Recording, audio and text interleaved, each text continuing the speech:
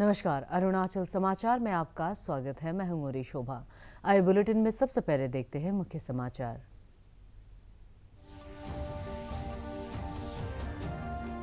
उपराष्ट्रपति एम वेंकैया नायडू ने अरुणाचल प्रदेश राज्य विधानसभा के विशेष सत्र को किया संबोधित। कहा, स्वायत्त परिषद के माध्यम से पूर्वोत्तर राज्य में गवर्नेंस में बढ़ रही जन भागीदारी। राज्यपाल डॉक्टर बी.डी. मिश्रा ने IAS और IPS अधिकारियों की तैनाती की अवधि को बढ़ाने का किया अनुरोध। उपराष्ट्रपति एम वेंकैया नायडू ने अरुणाचल प्रदेश राज्य विधानसभा में पुस्तकालय, दोरजी खांडू ऑडिटोरियम और पेपर रिसाइकलिंग यूनिट का किया उद्घाटन। इस पुस्तकालय में विधायकों, अधिकारियों, शोधकर्ताओं, स्कूल, कॉलेज और यूनिवर्सिटी के छात्रों को मिलेगा निःशुल्क प्रवेश। अरुणाचल प्रदेश सरकार के directorate of information and public relation ने आज़ादी का अमृत महोत्सव के तहत लोअर सियांग जिले के दीपा गवर्नमेंट सेकेंडरी स्कूल में स्वतंत्रता सेनानियों पर लगाई फोटो प्रदर्शनी।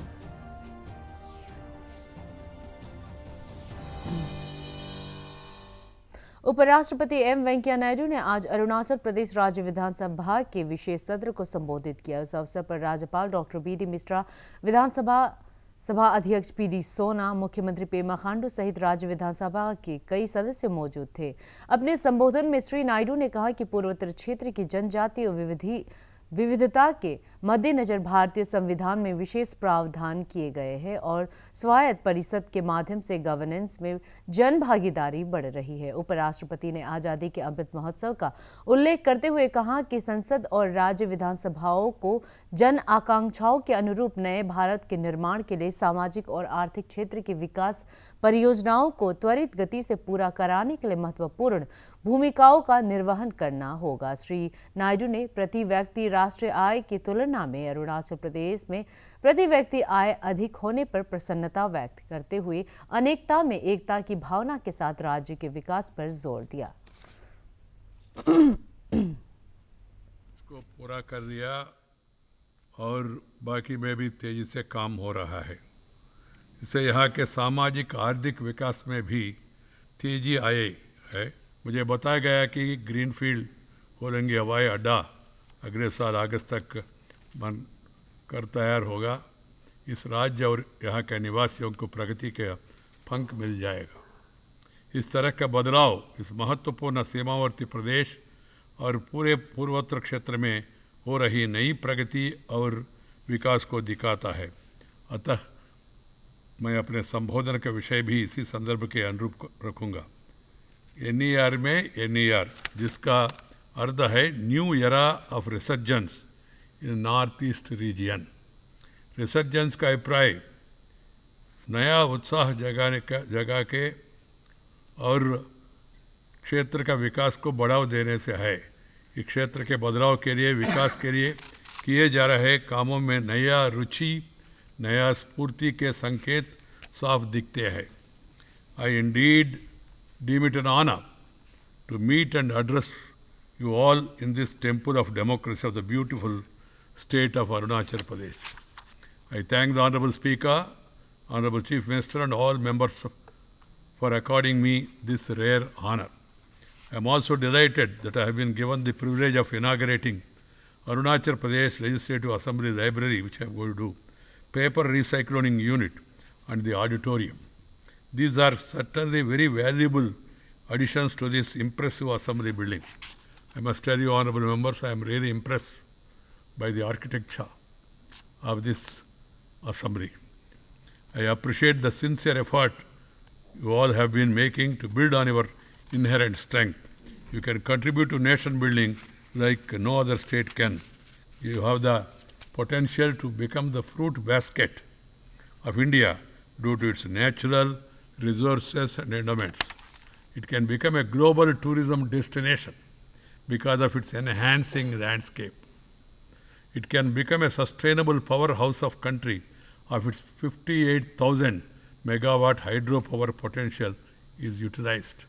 You also have a fascinating mosaic of ethnic, cultural traditions that you have carefully preserved over the years. You have excellent sports persons and mountaineers like Anshu Jansangpa, the world's first woman to scale Mount Everest twice in 5 days.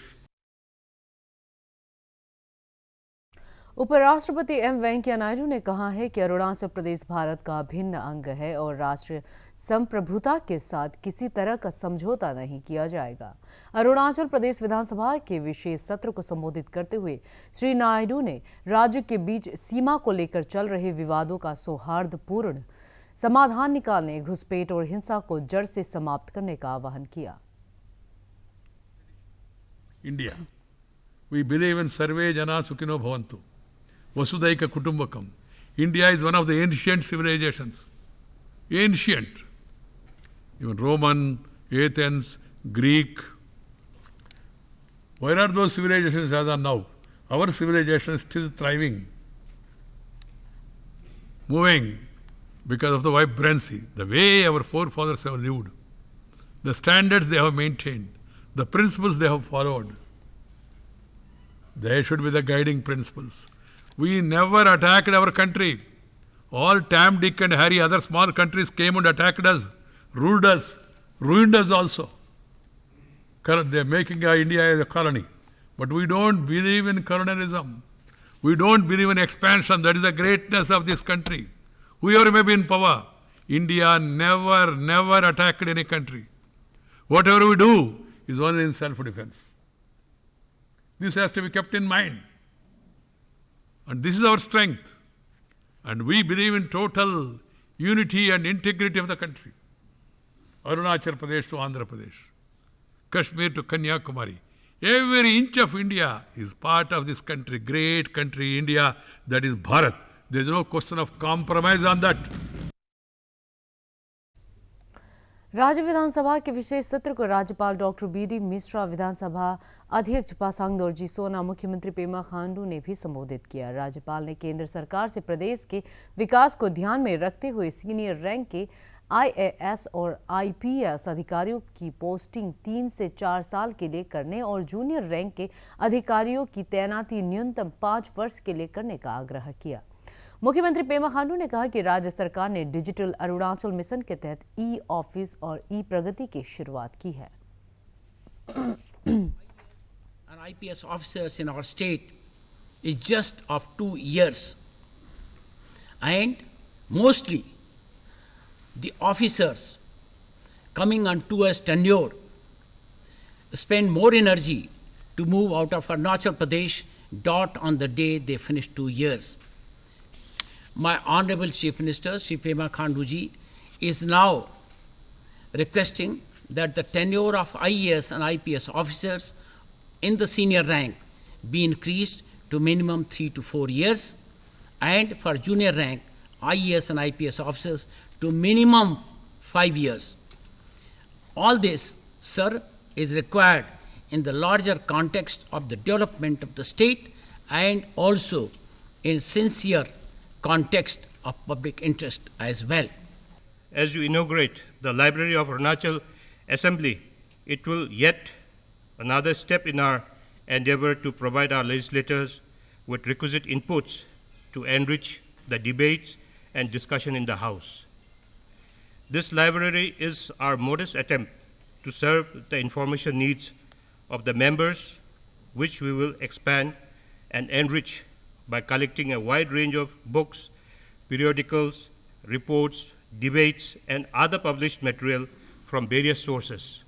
You will be happy to know that the Assembly Library will not only serve the need of our MLAs and other officials, but also be open to our schools, colleges, and university students as well for research purposes on free membership. Arunachal Pradesh में हमेशा बोलता हूँ, sir, it is the biggest state in entire north eastern India. We are the north east of the north east as well. We are the northern most state of north east and also we are the eastern most state. तो हमारे यहाँ पे sir development लेके जाना in this mountain state, it becomes a very big challenge for us. मगर उस चीज को एड्रेस करने के लिए माननीय प्रधानमंत्री जी और उनका पूरा टीम का बहुत बड़ा सहयोग रहा है. अरुणाचल प्रदेश का जो बिगेस्ट जो चैलेंज हमारा कनेक्टिविटी में था, कनेक्टिविटी नहीं होने का कारण से हमारा जो 4 सेक्टर जैसे टूरिज्म आपने जो मेंशन किया, hydro power, agriculture and allied और हमारा नेचुरल रिसोर्सेज को, उसको हम लोग रिसोर्सेस को रेवेन्यू में हम लोग कन्वर्ट कर नहीं पाते थे, मगर अभी आने वाला दिनों में हम पूरा विश्वास है, हमारा आज हाईवे बहुत अच्छी प्रकार से बन रहे हैं, हमारे अरुणाचल में रेलवेज आ गया, अरुणाचल प्रदेश में अभी एयरवेज आ गया, अरुणाचल प्रदेश में हमारा डिजिटल कनेक्टिविटी अभी बहुत अच्छे से यहाँ पे काम चल रहा है। उपराष्ट्रपति एम वेंकैया नायडू ने आज अरुणाचल प्रदेश राज्य विधानसभा में पुस्तकालय, दोरजी खांडू ऑडिटोरियम और पेपर रिसाइकलिंग यूनिट का उद्घाटन किया। इस पुस्तकालय में विधायकों, अधिकारियों, शोधकर्ताओं, स्कूल, कॉलेज और यूनिवर्सिटी के छात्रों को निःशुल्क प्रवेश मिल सकेगा। विधानसभा अध्यक्ष पीडी सोना ने कहा कि यह पुस्तकालय अरुणाचल की जनजातीय संस्कृति और इसके इतिहास के बारे में जानकारी हासिल करने का एक समृद्ध स्रोत साबित होगा।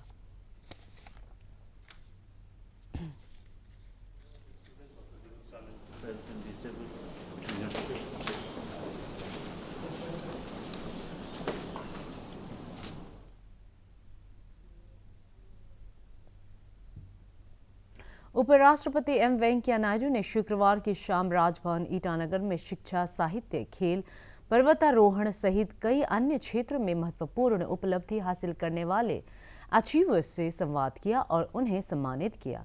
इस अवसर पर राज्यपाल डॉक्टर बी.डी. मिश्रा, मुख्यमंत्री पेमा खांडू सहित कई अन्य वरिष्ठ अधिकारी मौजूद थे। विभिन्न क्षेत्रों में उल्लेखनीय सफलता हासिल करने वाले राज्य की अचीवर्स से समाज में सकारात्मक बदलाव और सरकार के कार्यक्रमों पर जन जागरूकता में योगदान करने को कहा।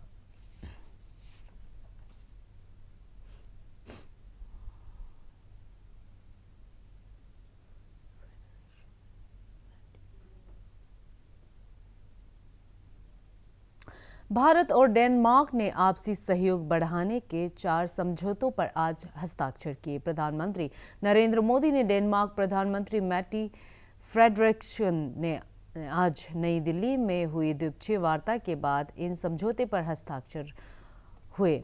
वार्ता के बाद जारी बयान में प्रधानमंत्री नरेंद्र मोदी ने कहा कि भारत और डेनमार्क ने महामारी के दौरान भी सहयोग जारी रखा। उन्होंने कहा कि 1 वर्ष पहले हुए वर्चुअल समिट में दोनों देशों ने हरित कार्यनीतिक साझेदारी का ऐतिहासिक फैसला लिया था। श्री मोदी ने कहा कि यह दर्शाता है कि भारत और डेनमार्क दोनों ही पर्यावरण के प्रति समर्पित है। उन्होंने कहा कि दोनों देश खाद्य सुरक्षा, शीत भंडारण व्यवस्था, खाद्य प्रसंस्करण, उर्वरक, मत्स्य पालन जैसे क्षेत्रों में सहयोग करेंगे। प्रधानमंत्री ने कहा कि दोनों देशों ने स्वास्थ्य क्षेत्र में नई भागीदारी शुरू की है। प्रधानमंत्री ने कहा कि भारत और डेनमार्क स्मार्ट जल संसाधन प्रबंधन और कुशल आपूर्ति श्रृंखला में भी तालमेल रखेंगे। डेनमार्क की सुश्री फ्रेडरिक्सन ने कहा है कि भारत और डेनमार्क दोनों ही लोकतांत्रिक देश है और दोनों नियमों पर आधारित अंतर्राष्ट्रीय व्यवस्था में विश्वास रखते हैं। उन्होंने कहा कि भारत डेनमार्क सहयोग इस बात पर बड़ा उदाहरण है कि हरित प्रगति और हरित परिवर्तन किस तरह साथ साथ चल सकते हैं। अरुणाचल प्रदेश सरकार के directorate of information and public relation ने आज़ादी का अमृत महोत्सव के तहत लोअर सियांग जिले के दीपा गवर्नमेंट सेकेंडरी स्कूल में स्वतंत्रता सेनानियों पर फोटो प्रदर्शनी का आयोजन किया। DIPR द्वारा देश की सीमा रक्षा के लिए शहीद होने वाले हवलदार हंगपन दादा पर बनी लघु फिल्म को भी प्रदर्शित किया गया। गौरतलब है कि 15 अगस्त 1947 को अरुणाचल प्रदेश यानी तत्कालीन नॉर्थ ईस्ट फ्रंटियर एजेंसी नेफा में पहली बार भारत का राष्ट्रीय ध्वज दीपा गांव में फहराया गया था। भारत का शानदार स्वाधीनता संघर्ष आधुनिक विश्व के महानतम संघर्षों में से एक है। दूरदर्शन समाचार द्वारा प्रसारित किए जा रहे आज़ादी का सफर में आज हम बात करेंगे स्वतंत्रता सेनानी सैफुद्दीन किचलू के बारे में।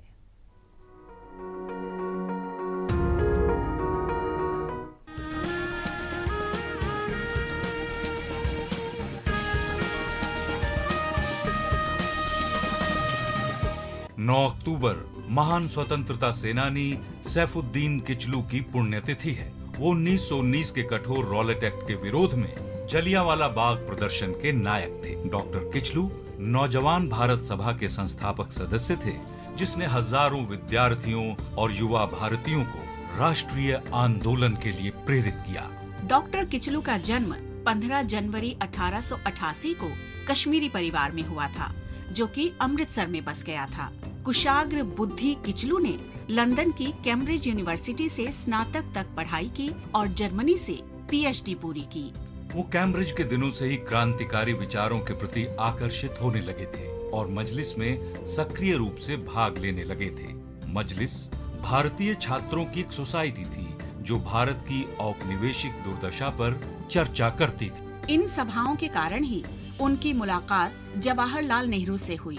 किचलू 1913 में भारत लौट आए। मार्च 1919 में इंपीरियल लेजिस्लेटिव काउंसिल ने रॉलेट एक्ट पारित किया, जिसके तहत अरुणाचल समाचार के आज के अंक में इतना ही। जाने से पहले आप सभी से अनुरोध है कि कोविड-19 के दिशा निर्देशों का पालन करें, हमेशा मास्क लगाएं, बार बार हाथ धोएं और सोशल डिस्टेंसिंग के नियमों को मानें। कोरोना महामारी से बचाव के लिए आपका वैक्सीन लगवाना भी जरूरी है। अगर आप वैक्सीन लगवाने के पात्र हैं तो जरूर लगवाएं। हम कल फिर हाजिर होंगे अरुणाचल और देश दुनिया की खबरों के साथ। चलते चलते आपको बता दें कि आप अरुणाचल समाचार हमारे YouTube channel DD news Arunachal पर भी देख सकते हैं। देखते रहिए अरुण प्रभा। नमस्कार।